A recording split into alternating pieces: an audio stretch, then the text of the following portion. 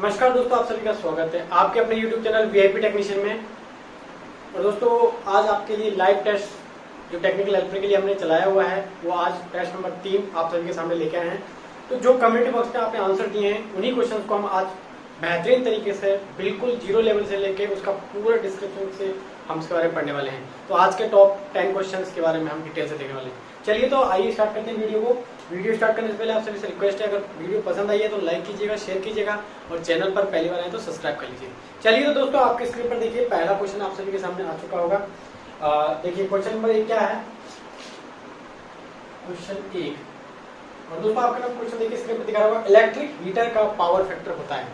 Electric heater का power factor होता है ए, ऑप्शन 1 आपके सामने है यूनिटी पावर फैक्टर, यूनिटी कौन सा दोस्तों, यूनिटी पीएफ। दूसरा आपका ऑप्शन है दोस्तों lagging power factor, lagging PF. चलिए नंबर 3 ऑप्शन आप सभी के सामने आया हुआ है दोस्तों leading power factor, leading PF. 4 number का आपके ऑप्शन है उपरोक्त में से कोई नहीं, तो नन ऑफ दीज। चलिए तो आंसर दीजिएगा कि आपका इलेक्ट्रिक हीटर का पावर फैक्टर। तो देखिए दोस्तों, जब पावर फैक्टर हम पढ़ते हैं तो 3 प्रकार के होते हैं, यूनिटी, लैगिंग, लीडिंग। तो जब हम बात करते हैं किसकी, हीटर की, तो हीटर में आपको पता है दोस्तों किस प्रकार ये कॉइल नुमा होती है। क्या होता है, कॉइल नुमा होता है हीटर। और हमने प्रीवियस टेस्ट में ये बिल्कुल अच्छे से पढ़ा हुआ है कि जो कॉइल नुमा जो भी वायर का बनाया जाएगा, किसका, वायर का जो कॉइल नुमा होता है वो सभी दोस्तों क्या होते हैं, फिलामेंट होते हैं। तो फिलामेंट पावर फैक्टर कौन सा यूज करता है, यूनिटी, यानी एक पावर फैक्टर पर, इकाई पावर फैक्टर पर वर्क करता है। तो सिंपल याद रखना है, जितने भी आपकी हीटिंग एलिमेंट हो गए या जितने भी फिलामेंट होंगे वो सारे आपके यूनिटी पावर फैक्टर पर वर्क करते हैं। क्लियर है, तो इसको ज्यादा समझने की जरूरत नहीं है। चलिए तो इसका जो राइट आंसर हो जाएगा दोस्तों वो हो जाएगा यूनिटी पावर फैक्टर। चलिए अगला क्वेश्चन आप सभी के सामने लेके आते हैं दोस्तों, बहुत ही जबरदस्त क्वेश्चन है, ये एग्जाम में आने वाले क्वेश्चन है। क्लियर है, तो क्वेश्चन 2 आपकी स्क्रीन पे दिखाया हुआ, इलेक्ट्रिक फैन का पावर फैक्टर होता है। वही दोस्तों क्वेश्चन बस थोड़ा सा चेंज किया गया, इलेक्ट्रिक फैन का पावर फैक्टर पूछा गया है। तो ऑप्शन में आपके सामने देखिए क्या लिखा है, पहले में लीडिंग है, लीडिंग पीएफ। ऑप्शन 2 है lagging power factor, lagging PF. Option 3 में आपको दोस्तों दिया गया है unity power factor, unity PF. चलिए और 4 नंबर में है कोई नहीं, तो नन। चलिए तो बताइए दोस्तों क्या होगा, लीडिंग होगा, लैगिंग होगा, यूनिटी होगा। तो आपने क्या बात कर रहे हैं, इलेक्ट्रिक फैन के बारे में। अब देखिए दोस्तों, फैन में इलेक्ट्रिक फैन का पावर फैक्टर होता है, तो हमने आपको पहले ही बता दिया है कि इलेक्ट्रिक फैन का जो पावर फैक्टर होता है, यानी कि सिंगल फेज की जितनी भी मोटर होती है, आपको हमने बताया कि एसी पर चलने वाली वो मोटर कौन सी दोस्तों, एसी पर चलने वाली मोटर कौन कौन सी होती है, एक होती है सिंगल फेज और एक होती है दोस्तों आपकी 3 फेज। 2 तरह की मोटर होती है, एक होती है आपकी सिंगल फेज मोटर और एक होती है आपकी 3 फेज मोटर। तो आपको हमने बताया दोस्तों सिंगल फेज पे जितनी भी मोटर होती है, चाहे एसी पर जितनी भी मोटर होती है, चाहे सिंगल फेज हो चाहे 3 फेज हो, सारी की सारी दोस्तों लैगिंग पावर फैक्टर पर वर्क करती है। किस पे, लैगिंग पावर फैक्टर पर। क्लियर है, तो इसका जो राइट आंसर हो जाएगा दोस्तों वो कौन सा हो जाएगा, लैगिंग पावर फैक्टर, ऑप्शन संख्या 2 इसका। अब कुछ दोस्त इसको समझेंगे कि बात करते हैं फैन की, तो फैन में लगा होता है कैपेसिटर, और कैपेसिटर का क्या काम होता है, पावर फैक्टर को लीड कराना। ठीक है दोस्तों, लेकिन आपको ध्यान रखना चाहिए उसके अंदर पावर फैक्टर को लीड कराने का काम नहीं होता है आपके कैपेसिटर का। फैन के अंदर क्या काम होता है, एक फेज को 2 फेज में बांटने का काम होता है। देखिए मल्टीपर्पज होता है, जैसे एक ही इंसान करता है कि आप मान लीजिए एक इंसान के 2 काम होते हैं कि वो स्कूल का प्रिंसिपल भी हो सकता है और वो क्लास टीचर भी हो सकता है। ठीक है, हम कह सकते हैं कि ये टीचर भी है और ये स्टूडेंट मतलब स्कूल के प्रिंसिपल भी हैं। तो वैसे ही कैपेसिटर आपका 2 काम करता है, एक तो आपका एक फेज को 2 फेज में बांटने का काम भी करता है और पावर फैक्टर को लीड भी कराने का काम करता है। तो यहाँ जब बात करते हैं पंखे की बात आती है तो उसके अंदर वो पावर फैक्टर के रिलेटेड कोई काम नहीं करेगा। वो क्या काम करेगा, वो आपका काम करने वाला है सिर्फ और सिर्फ किसके लिए, कि आपका एक फेज को दो फेज में बांटने के लिए। ठीक है, तो आपके लिए इस तरीके से आपको याद रखना है। चलिए आगे चलते हैं, क्वेश्चन संख्या हम 3 की ओर चलते हैं दोस्तों। क्वेश्चन संख्या हम 3 की ओर चलते हैं। देखिए 3 नंबर का क्वेश्चन क्या कह रहा है, इलेक्ट्रिक लैंप का पावर फैक्टर। देखिए यहाँ पर पूछा हीटर का, यहाँ पर आपसे पूछा गया फैन का। अब बात आती है इलेक्ट्रिक लैंप का पावर फैक्टर। वही ऑप्शन देख लीजिए, पहला ऑप्शन आप सभी के सामने आया दोस्तों, यूनिटी पावर फैक्टर। क्या गया, यूनिटी पीएफ। चलिए दूसरा ऑप्शन आप सभी के सामने आया है दोस्तों, यहाँ पर लैगिंग पावर फैक्टर। कौन सा है, लैगिंग पीएफ। तीसरा ऑप्शन आ गया लीडिंग।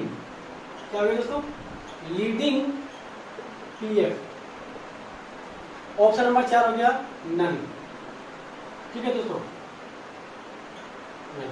देखिए बात करें इसकी, अगर बात करते हैं तो यहाँ पूछा गया आपको लैंप का पावर फैक्टर। तो लैंप में आपको वैसे ध्यान रखना है उसमें भी फिलामेंट होता है, और फिलामेंट टाइप के जितने भी इक्विपमेंट होंगे उन सब का पावर फैक्टर होता है यूनिटी। तो राइट आंसर इसका भी हो जाएगा दोस्तों 1। क्लियर है, तो तीसरा क्वेश्चन भी आपका कोई ज्यादा हार्ड नहीं है। आगे चलते हैं क्वेश्चन संख्या 4 की ओर। बहुत ही अच्छा क्वेश्चन है, देखिएगा थोड़ा दोस्तों। कौन से सर्किट में प्रतिरोध का मान 0 होता है, कौन से सर्किट में प्रतिरोध यानी रेजिस्टेंस की वैल्यू 0 होती है। आइए, तो पहला ऑप्शन आप सबके लिए लिखा है ओपन सर्किट। कौन सा दोस्तों, ओपन सर्किट। दूसरा ऑप्शन आप सभी के सामने दिया गया है दोस्तों क्लोज सर्किट,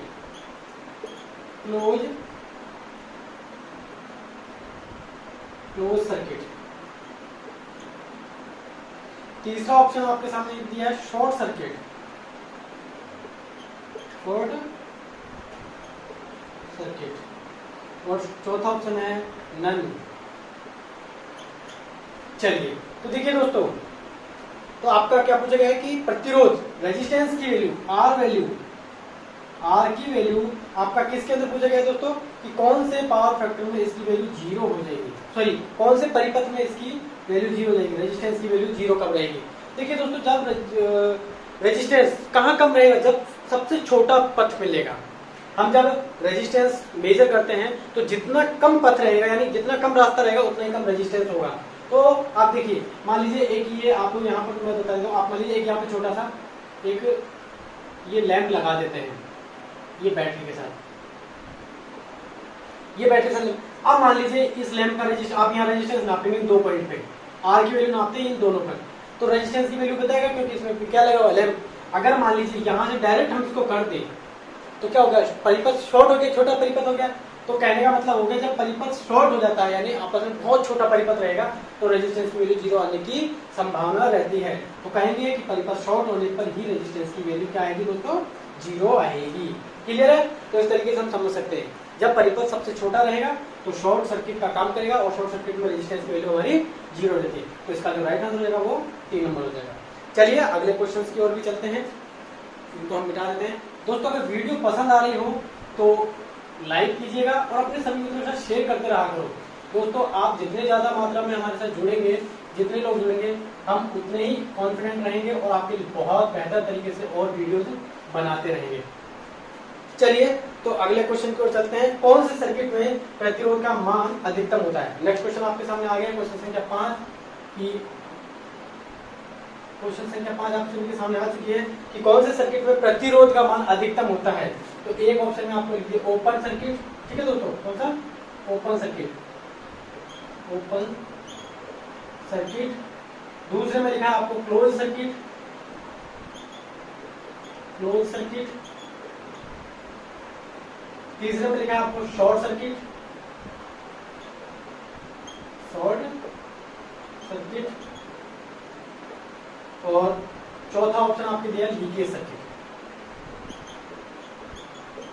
लीकेज सर्किट। अब देखिए इससे पिछले वाले क्वेश्चन में हमने क्लोज को देखा था, अब यहां देखते हैं कि कौन से प्रतिरोध कौन से सर्किट में रेजिस्टेंस की वैल्यू आर की वैल्यू दोस्तों क्या रहने वाली है, अधिकतम यानी इन्फिनिटी। क्या होने वाली है, इन्फिनिटी यानी अनंत होने वाली है। देखिए दोस्तों, तो आर की वैल्यू कितनी रहेगी उसको हम देखते हैं, अधिकतम कब रहेगी। अब देखिए शॉर्ट सर्किट में हमने जस्ट देखा था कि कितनी रहती है, 0। क्लोज सर्किट होगा तो उसमें कुछ ना कुछ रहेगी, तो वैल्यू का कुछ परसेंट रहेगा, जैसे 10 रहेगी, 20 ओम रहेगी, 30 ओम रहेगी, तो कुछ ना कुछ रहेगी। लीकेज सर्किट में दोस्तों, लीकेज सर्किट में क्या होगा, करंट थोड़ा इधर उधर जाएगा, तो लीकेज सर्किट का रेजिस्टेंस भी क्या आएगा, कम आएगा। क्या आएगा दोस्तों, कम आएगा। लेकिन ओपन सर्किट में दोस्तों अधिकतम आएगा या अनंत आएगा, आप कह सकते हैं। ओपन सर्किट होने पर क्या आएगा, वो अधिकतम रहेगा, अनंत रहेगा। तो चारों ही सर्किट आपको ध्यान होना चाहिए। क्लोज सर्किट की अगर बात करें तो कुछ वैल्यू आएगी 10, 15, 20, 50। शॉर्ट सर्किट होगा तो 0 होगा। अगर लीकेज होगा तो जितना एग्जैक्ट वैल्यू होना है, जैसे क्लोज सर्किट होने पर मान लो 10 आ रहा है, तो अगर लीकेज अगर सर्किट हो गया तो उससे थोड़ा कम आएगा लीकेज के अंदर। ठीक है, तो जो एग्जैक्ट सर्किट की वैल्यू रहेगी ओम्स में रेजिस्टेंस की, वो लीकेज में जस्ट डाउन हो जाती है। जबकि ओपन सर्किट की अगर बात करें तो मैक्सिमम वैल्यू रहने वाली है, अधिकतम रहने वाली है। तो इसका जो राइट आंसर होगा, इस आर की वैल्यू कब अधिक रहेगी, तो अब जब आपका सर्किट कौन सा होगा, ओपन सर्किट होगा, खुला परिपथ होगा। चलिए आगे बात करते हैं। क्वेश्चन संख्या आपके सामने 6 लेके आते हैं। दोस्तों वीडियो पसंद आ रही तो लाइक जरूर करते रहना। देखिए आगे क्वेश्चन है, क्वेश्चन संख्या से डिस्प्ले पे देखिए, कौन सा सर्किट में धारा का मान 0 रहेगा। देखिए धारा का मान 0, अभी हम रेजिस्टेंस को देख रहे थे, अब आते हैं करंट पर। तो वही पहला ऑप्शन आपके लिए आ गया ओपन सर्किट, ओपन सर्किट। ठीक है दोस्तों, और दूसरा आपका है क्लोज सर्किट, क्लोज सर्किट। ठीक है दोस्तों, और नंबर 3 में आपको दिया गया है शॉर्ट सर्किट, शॉर्ट सर्किट। और नंबर 4 में आपको दिया गया है मेरे फ्रेंड्स लीकेज सर्किट, वही ऑप्शन है जो ऊपर है, लीकेज सर्किट। बात करते हैं करंट की। अभी तक हम रेजिस्टेंस की वैल्यू पर थे, अब आप आते हैं आई की वैल्यू। तो आई की वैल्यू कब अधिकतम होने वाली है, हाँ कब 0 रहेगी, कब इसकी वैल्यू दोस्तों 0 रहने वाली है। देखिए मेरे मित्रों, जब रेजिस्टेंस का अपोजिट होता है करंट, क्योंकि दोस्तों हमने एक फॉर्मूला पढ़ा है B बराबर I इंटू R। जब रेजिस्टेंस बढ़ेगा तो उस परिपथ में वैल्यू करंट की कम हो जाएगी। तो हमने पढ़ा था रेजिस्टेंस को, अभी हमको क्या करना है, देखो धारा को 0 करना है तो रेजिस्टेंस हाईएस्ट होनी चाहिए। तो हाईएस्ट कौन से परिपथ में था, अभी जस्ट मतलब पढ़ा है कि ओपन सर्किट होने पर रेजिस्टेंस अधिकतम होता है। तो रेजिस्टेंस ज्यादा होगा तो करंट कम होगी। तो करंट 0 कब रहेगी, जब परिपथ ओपन रहेगा, क्योंकि एक ही परिपथ में रेजिस्टेंस और करंट एक दूसरे के अपोजिट होने वाले हैं। तो यहाँ अगर बात करें, देखिए सिंपल सा आपके सामने आ गया होगा, ओपन सर्किट के अंदर करंट की वैल्यू क्या रहेगी दोस्तों, 0 होने वाली है। अब इसको प्रैक्टिकल हम थोड़ा सा आपको समझा देते हैं कि आप कैसे इसको समझना चाहेंगे। देखिए मान लीजिए आपका एक परिपथ हम बनाते हैं यहाँ पर, क्लियर है, यहाँ से आपको क्लियर हो जाएगा। यहाँ पर एक आपने लैंप लगा दिया है, यहाँ पर आप बैटरी लगा देते हैं। मान लीजिए ओपन का मतलब हो गया कि आपका सर्किट टूट चुका है। मान लीजिए ये वायर यहाँ से टूट गया है, तो क्या सर्किट कंप्लीट हुआ, नहीं। तो कौन सा सर्किट बन गया, ये ओपन सर्किट हो गया।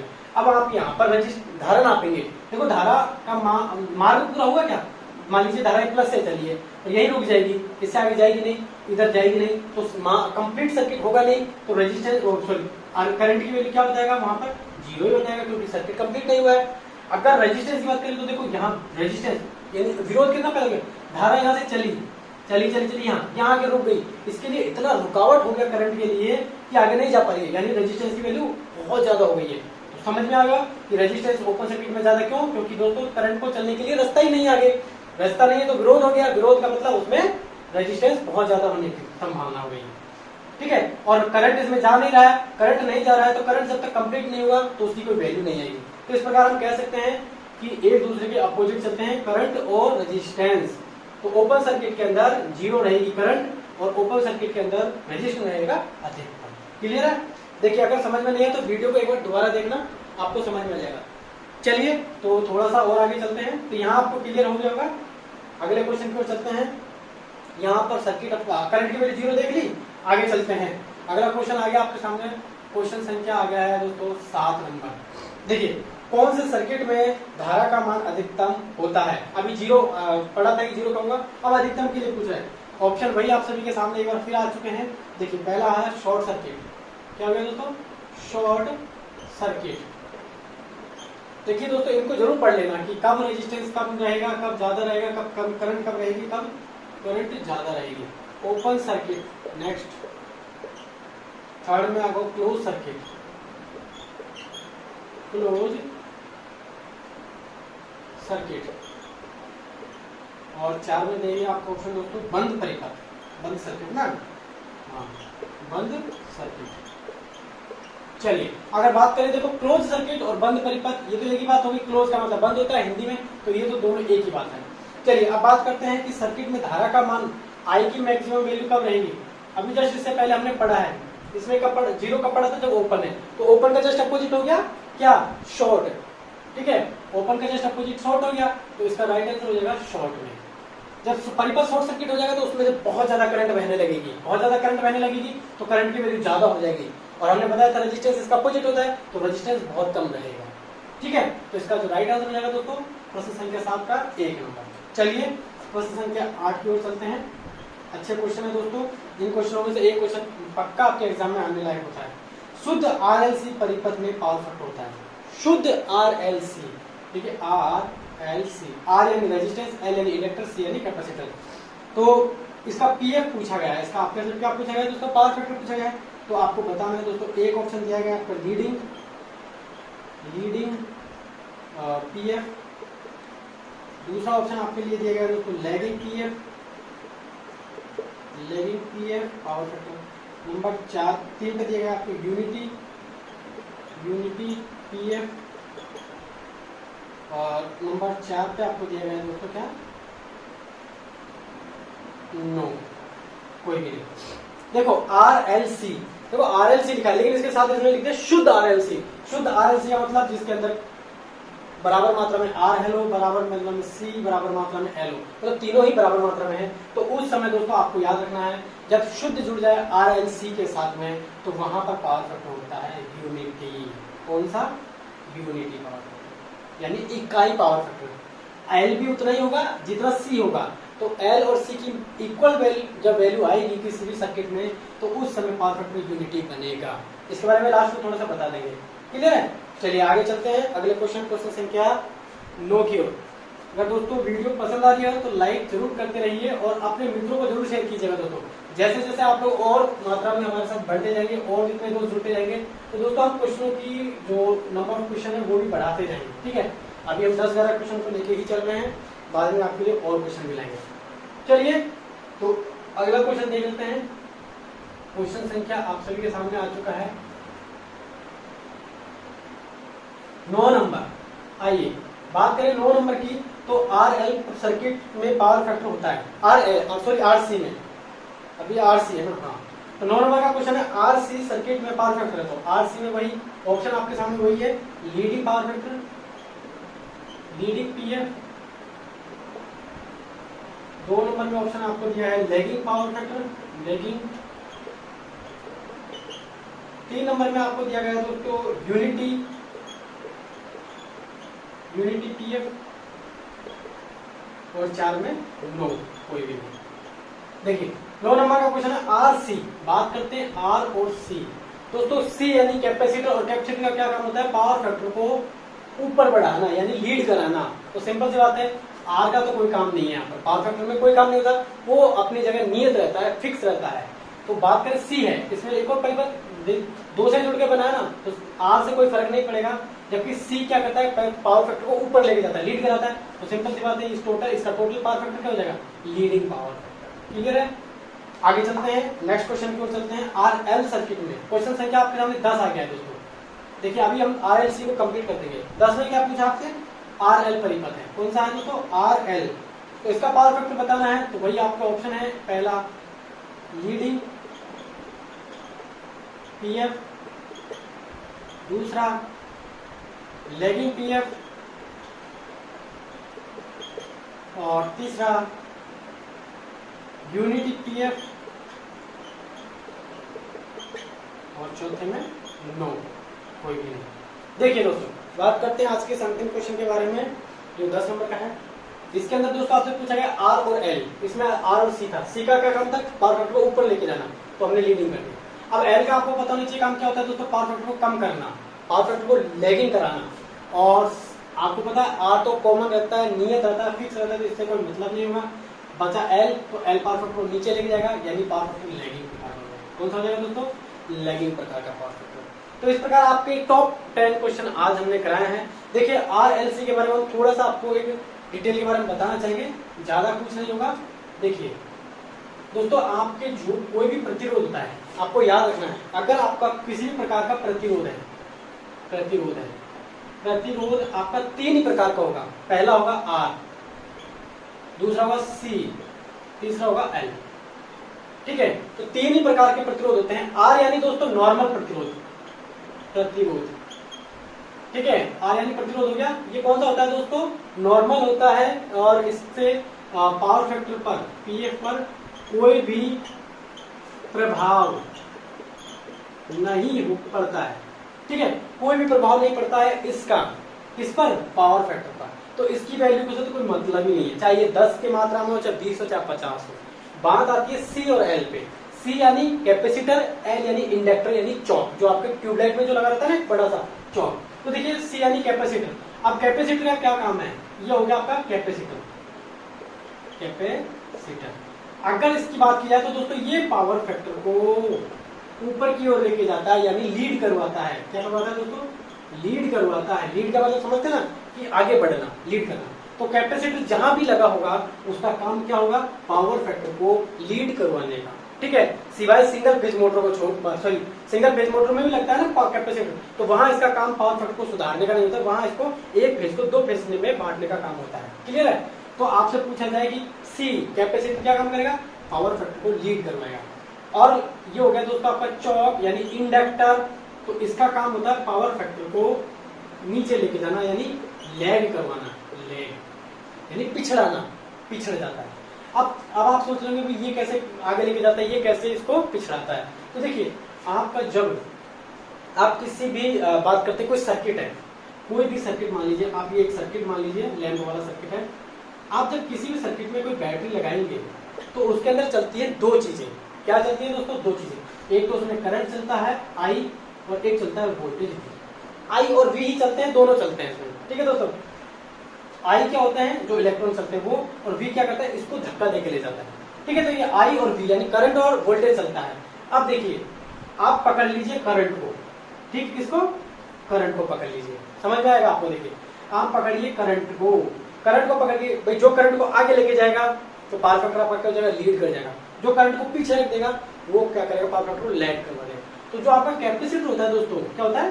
कैपेसिटर होता है, उसका क्या काम होता है? धारा को आगे लेके भागना, धारा को आगे लेके जाता है। ये जब धारा आगे जाएगी तो पावर फैक्टर कैसे हो जाएगा? लीड कर देगा। इसलिए कहेंगे कि कैपेसिटर हमारा पावर फैक्टर को सुधारता है। क्यों? वो करंट को आगे लेके भागता है।